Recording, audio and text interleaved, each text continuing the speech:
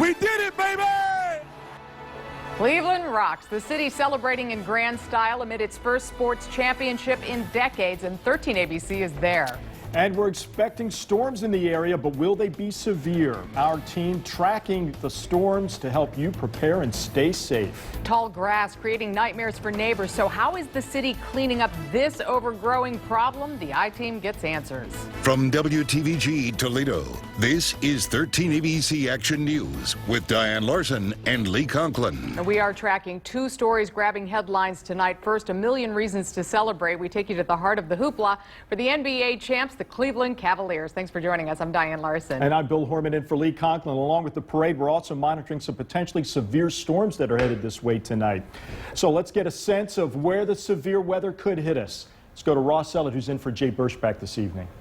Well, at this point, we are tracking those thunderstorms right now well off towards our west. So we will start off the evening dry, but let's go right to Viper once again. I want to show you the overall situation. And in any minute now, the Storm Prediction Center says they will issue a tornado watch well towards our west, near Chicago, near northwest Indiana. So out of our area, but those will be the storms that will develop and then head towards our direction for later on tonight. So right around the Chicagoland area, see some of those showers and thunderstorms developing, even more back to the west here, and those will continue to move off towards the east to southeast overnight tonight. So really 11 o'clock tonight till about 2 a.m. That's the time frame that we're looking at for those storms to roll into the area. We'll have much more here coming up in just a couple more minutes. Well, it is a day of celebration in Ohio. Cleveland continues to rock after the Cavaliers brought the city its first sports championship in more than half a century. And of course, Lee Conklin has been in the middle of all of this excitement really since last night, and he kicks off our coverage this evening. Lee? Hey, Bill, Diane. Diane mentioned a million reasons to celebrate, smile here. Now we have a million people who have basically picked up their stuff and headed home. And this is what we have left here, the main stage on the Mall. The Cavaliers have had their say. Dan Gilbert, the mayor of Cleveland, has had his say. Frank Jackson. And, of course, LeBron James had the final say, as he normally does, in the city of Cleveland, Ohio, and Northeast Ohio. Of course, LeBron, a native son of Akron. We'll talk a little bit more about LeBron in just a minute. But what a day it was. This all started very early in the morning. Some people getting here before the crack of dawn to stake their claim on the parade route. The actual parade route starting at 11 o'clock, beginning at Quicken Loans Arena, the home of the Cavaliers, and then culminating here at the Mall in front of an estimated 1.3 million people. Sports Director Justin Feldkamp here to catch it all, gather it all in. And it took a while, Justin, because the parade took so long, so many people packing the streets. But when the Cavaliers finally got here, we finally got to LeBron. No secret, no surprise. Yeah. They saved LeBron for last. Of course they did. Yeah. And probably about 3 people in, the people were chanting, LBJ, we want LeBron. And finally, he did come to the stage and took the microphone. And when he did, he, of course, got a standing ovation. And he went on to say that he thought that this was still a dream. He thought that he was going to wake up and they were going to be down 3-1 to the Warriors once again in the finals. But, of course, it was for real. And it's a moment that is really still sinking in for LeBron. It's so surreal. And I was talking to my wife, and I'm like, babe, we did it. Like,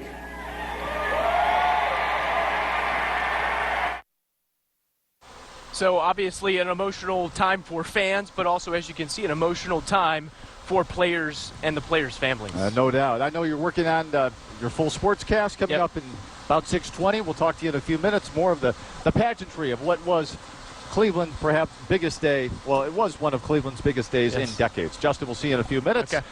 Met a couple from White House, or a family from White House, who got here last night, stayed in a hotel, staked their claim at 4:30 this morning at 9th and Lakeside, waited all day for that culminating moment, LeBron James on stage. We saw him just a few minutes ago. Where are they going? They're going to the Indians game. Die-hard Cleveland fans. And that's kind of been the story, the theme, as you might expect on a day like today. Let's bring in Bridget Burnett, who has been here since last night as well, talking to so many people who have interesting poignant stories to tell, Bridget. Yes, Lee. I can't imagine that anyone who works downtown actually having to go to work today with 1.3 million people packing downtown Cleveland. It would have been hard for them to even go to work. A lot of people telling me that they called off, they wanted the day off just to be here, just to be in the moment. Last night we talked to many of them, and we talked to them today.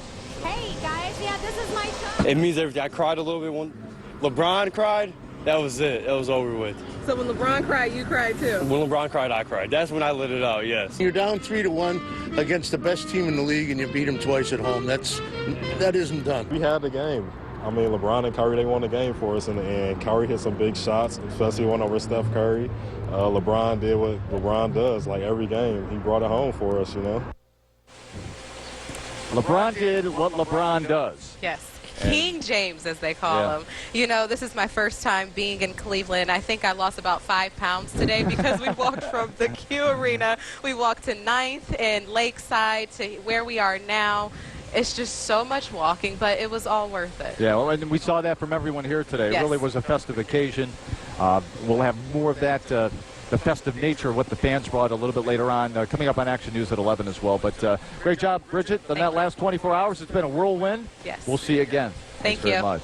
And Justin Feldkamp coming up with sports live from the mall area here in Cleveland coming up at around 6:20. And we'll send it back to Bill Horman now in the First Warning Forecast Center, talking about the possibility of some rough weather a little bit later on. Huh, Bill? Yeah, that's definitely the case here, Lee. Thanks. With Ross Elliott now, we're actually starting to see the radar really light up. Storms out to the west that are heading this way. And they will make an impact on us here at home once we get to about 11 o'clock and after. It's really the overnight hours for us tonight that we're watching for the best potential for severe weather. But let's head over to live Doppler 13,000 HD. I want to stress this. If you're heading out for the next couple of hours, no concerns. In fact, we'll continue to see some dry weather. Very nice conditions out there. Live Doppler 13,000 HD. Completely dry with the exception of a few showers southeast of Fort Wayne that are also, southwest of Fort Wayne that are heading to the southeast. So moving totally out of the viewing area, not even in towards northwest Ohio altogether. Now, overnight tonight, when those storms arrive, we are looking at the potential for severe weather. Damaging winds by far the #1 threat. The northern half of the area is under that #3 there, that enhanced risk of severe weather. The southern half of the viewing area, which includes areas like Paulding, Ottawa, and Findlay, is under a moderate risk for severe thunderstorms. Also looking at the potential for very heavy rain at times. Damaging wind gusts could be even more severe and more widespread across the southern half of the viewing area. But again, the next couple of hours, we're in good shape. We'll be at 73 with a lot of clouds at 9 p.m. The rough weather tonight, 11 p.m. to 2 a.m. as temperatures fall near 70 degrees. We'll have much more with Predictor by the Hour. We're going to time out those storms and also look ahead towards the weekend as well. All right, we have some breaking news of first responders dealing with a fire in Toledo. Let's give you a live picture of the scene. This is Detroit and Central Avenue. Information is just coming into us right now, but we do know that at least one person had to be taken from that home. They're in an ambulance and presumably headed to a hospital. We'll continue to follow the developments and bring you the very latest as soon as we get those details. And going back to that threat of severe weather, as Ross just told us, settles in before we go to bed tonight. So there are some things that you can do to prepare and protect your family before you turn off the lights. 13 ABC's Melissa Veitch joins us with a look. Melissa. Well, Diane, I'm here at the Lucas County EMS building. This is where they set off the tornado sirens, and at this point you would say, look, during the day when I'm alert and awake, it's easy to get everybody to safety and react if the tornado sirens go off. It is another story entirely if you're sound asleep and the bad weather hits.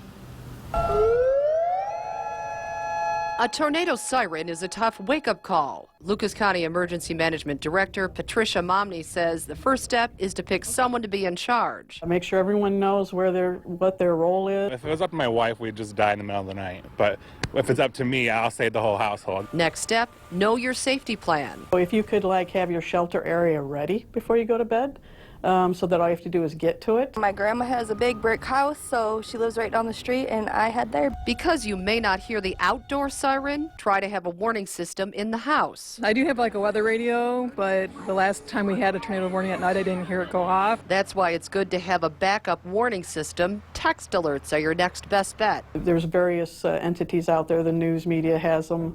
LucasCountyAlerts.com has it, and so does Red Cross. And And finally, make sure you check your emergency supplies, including flashlights with batteries and water. The potential of high winds is with this storm, so we could easily lose power.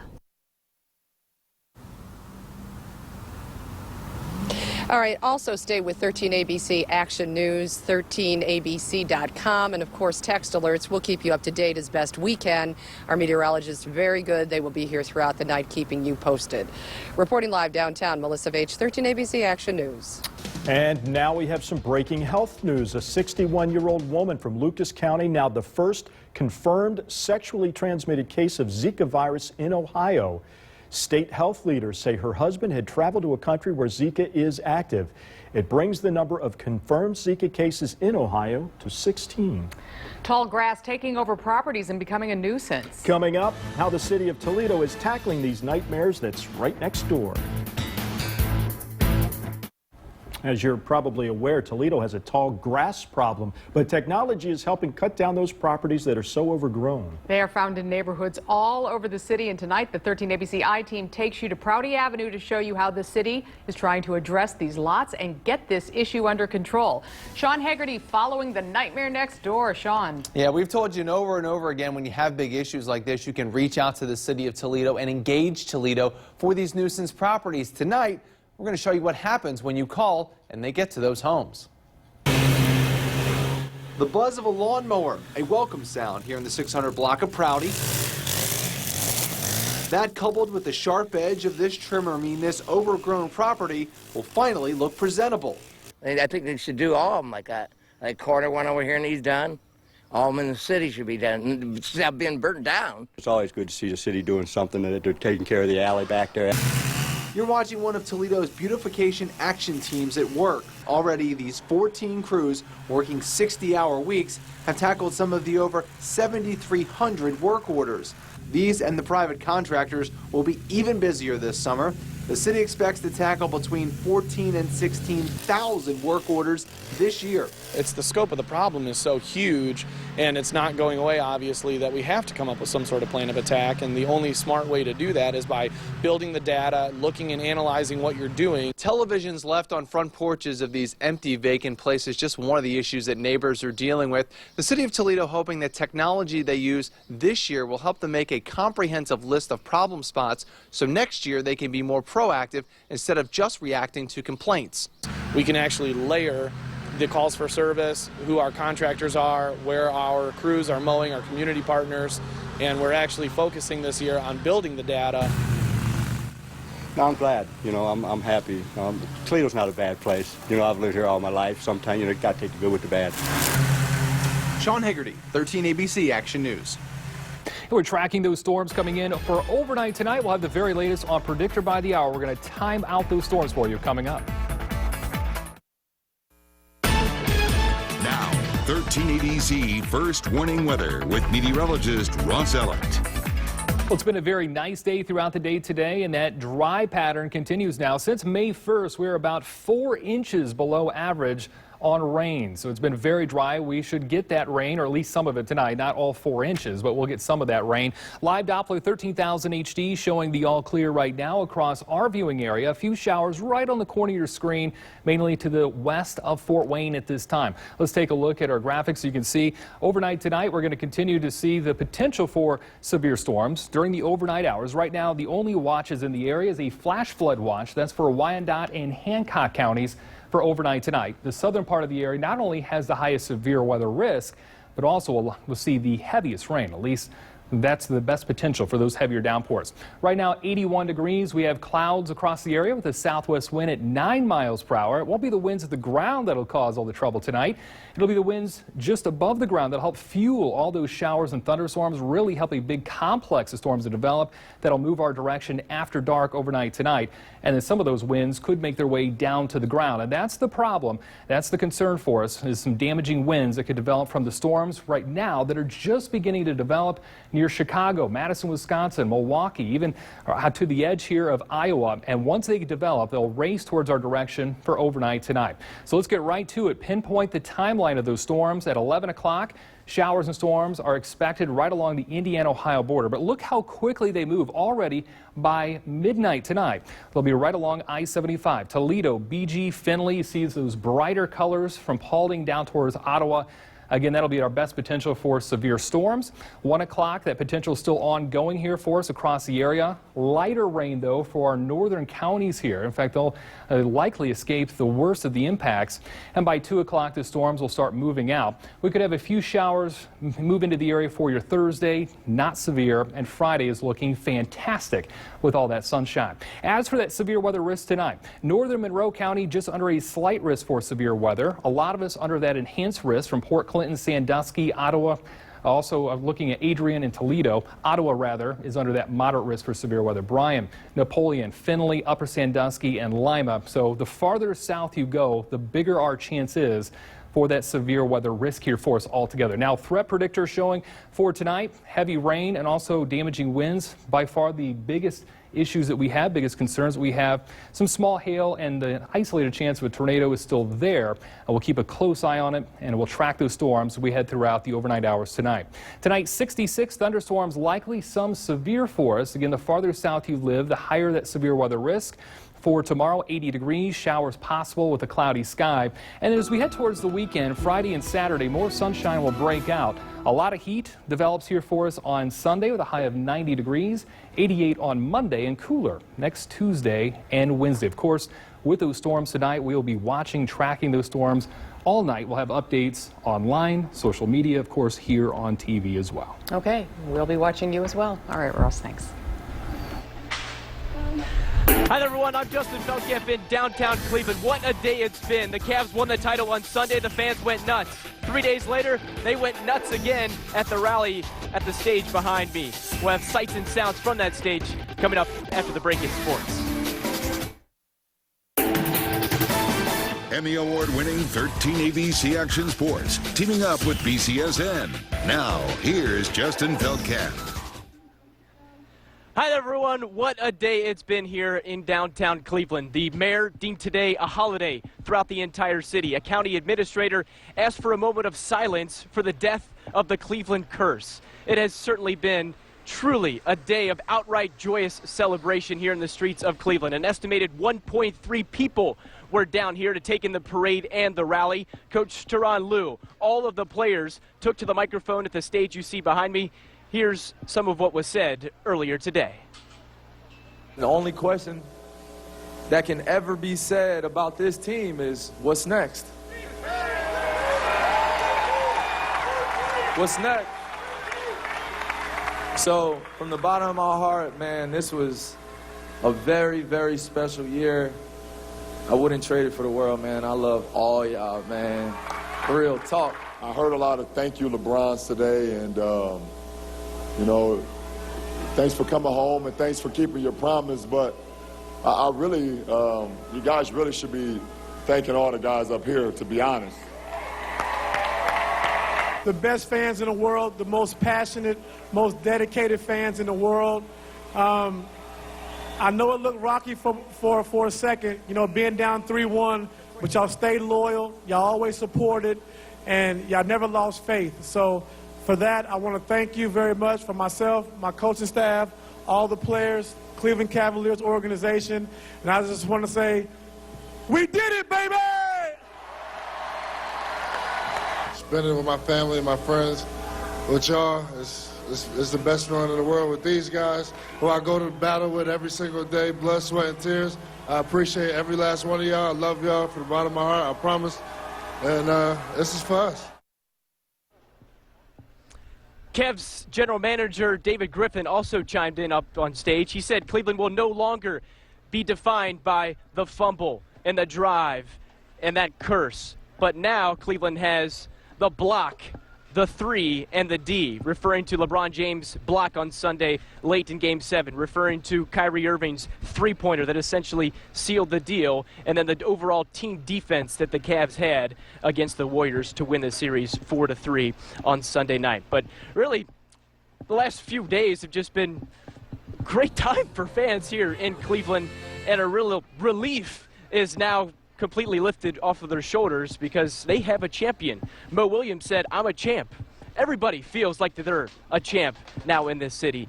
But that will conclude our live coverage here from the downtown streets of Cleveland. We'll have more coverage of the parade and rally coming up tonight on 13 ABC Action News at 11. Justin Feldkamp with 13 ABC Action News live in downtown Cleveland.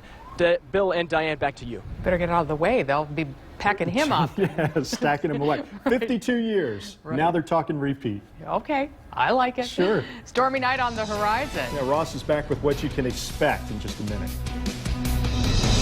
Coming up, bracing for major storms tonight, the Midwest across to the east. We're in the storm zone.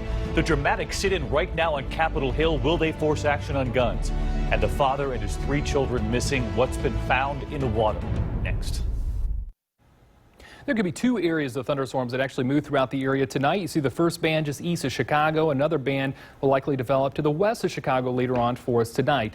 The bulk of the severe weather still closer to midnight, 1 o'clock in the morning for most of us. However, that initial band of rain may actually come through just a couple hours earlier. So still dry for the next few hours here, but as we get closer to 9 o'clock, some scattered storms possible. Of course, we will be here tracking all of the activity throughout the night.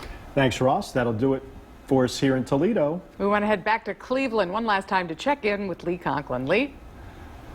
One last time, Diane and Bill. Diane, I know you're from Canton, a Canton native, and you're a huge Cavs fan. Wish you could have been here in person to see this this celebration from not very far away. Our sports team very close up. We'll have some of that coming up later on tonight. And what a day of celebration this was. The city of Cleveland really deserving this. So many years of pain and suffering, well documented, but it all came to an end here today. The passing of the torch from Jim Brown to LeBron James and the Cleveland Cavaliers, the 2016 NBA champions. For our entire team, I'm Lee Conklin in Cleveland. World News is next. Take care.